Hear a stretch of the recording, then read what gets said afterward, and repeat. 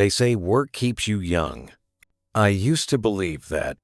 I wore it like a badge of honor up before dawn. Coffee black, tea straight, phone ringing before breakfast. My name is Samuel.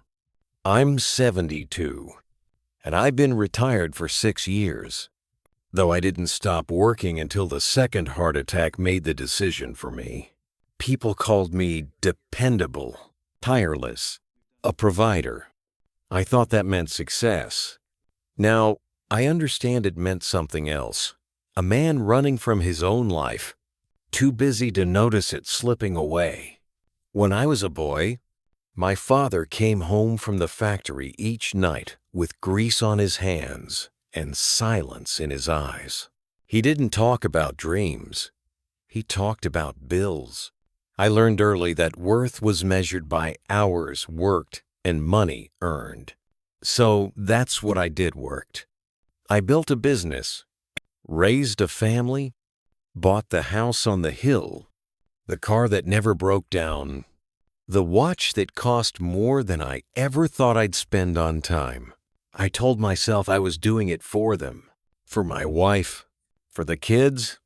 I thought love was something you proved by absence, by how much you were willing to give up to provide. But love doesn't measure time by hours away. It measures time by presence. My wife, Elaine, used to wait up for me. She'd leave a light on in the kitchen, a plate covered with foil, the smell of home trying to find me through exhaustion.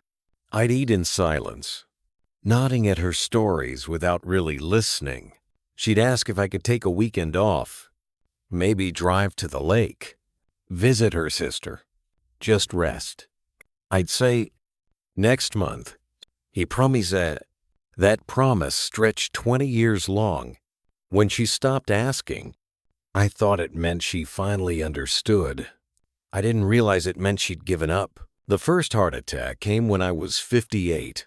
I remember sitting in my office, surrounded by invoices, staring at a computer screen I couldn't focus on.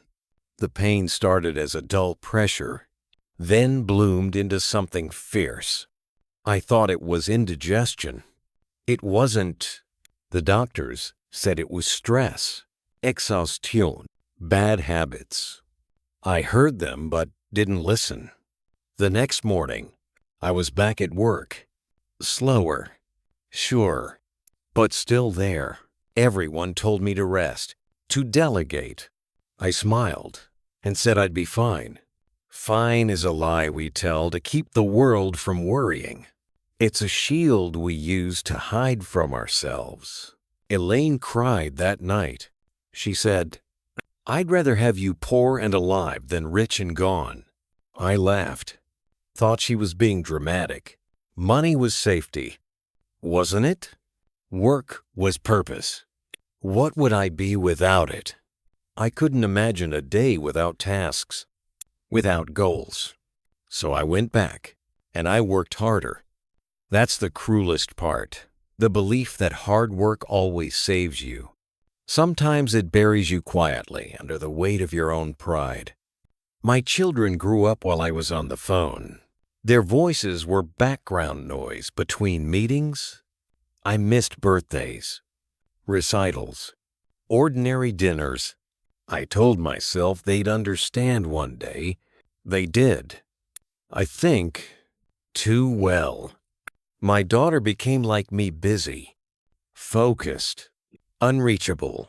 My son stopped calling, said I was always too tired to talk. He wasn't wrong. When Elaine passed away 3 years ago, I didn't even know what her favorite flower was anymore. I'd been a husband in name, a provider in habit, a ghost in practice. After she died, I kept going to the office, even though there was no reason left to. The walls felt familiar. The house didn't. The quiet was unbearable. I used to think rest was for the weak. Now I know silence is for the haunted. I sat at my desk, surrounded by files that didn't matter and projects that didn't need me. and I realized I'd built my whole life like a fortress against feeling. Every paycheck was a brick, every success a thicker wall. By the time I stopped, there was no one left inside to talk to. The second heart attack wasn't a surprise. It came like an old acquaintance. Patient, polite. I was alone in the kitchen. The light over the sink flickered. I felt the weight in my chest, heavy but familiar. And I didn't even reach for the phone right away. I just sat there, staring at the empty chair across from me, the one Elaine used to fill, and thought, so this is what I worked for. I made it through that night, barely. The doctors said I was lucky. Lucky. The word feels cruel when it means you get to live just long enough to regret everything properly. Now, my days are slow. I move carefully, breathe deliberately. My son visits sometimes. He tells me about his work, about how busy he is. I listen, and I see the same tired pride I used to wear.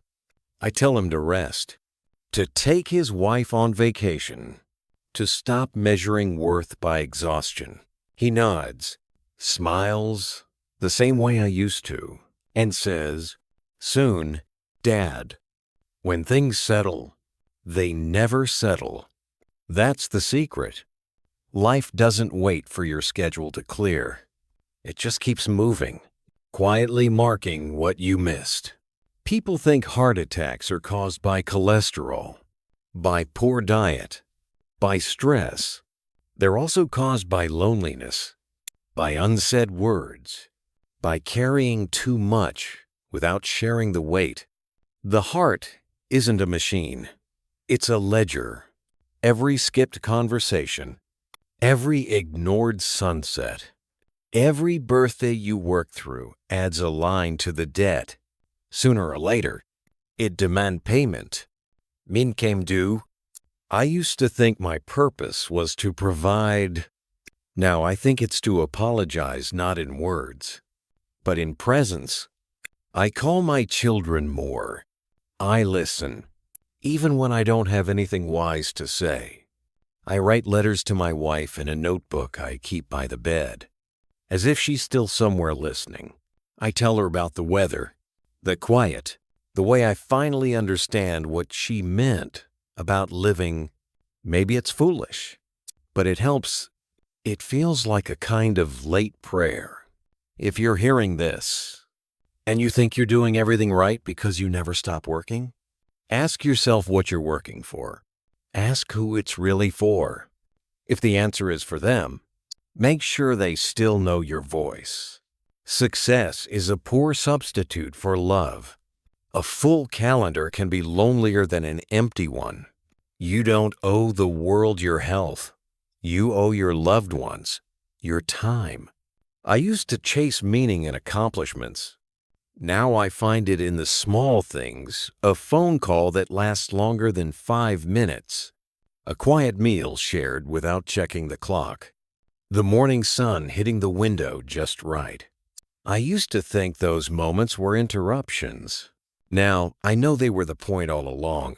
If I could go back, I'd close the office early. I'd sit in the kitchen with Elaine, drink cheap coffee, and let her tell me about her day. I'd listen like it mattered, because it did. I'd tell my kids that no amount of work can replace the sound of their laughter. I'd rest without guilt. I'd remember that the world keeps spinning even when you stop. The tragedy is realizing that too late, but maybe someone else doesn't have to. So this is what I want to leave behind. Not the company, not the money, but this. Don't wait for a heart attack to give yourself permission to live. The world won't end if you take a day off. The people you love will. And when the time comes to slow down, don't see it as losing momentum. See it as finally matching pace with your own life. Because in the end, the heart doesn't break from overuse. It breaks from being ignored.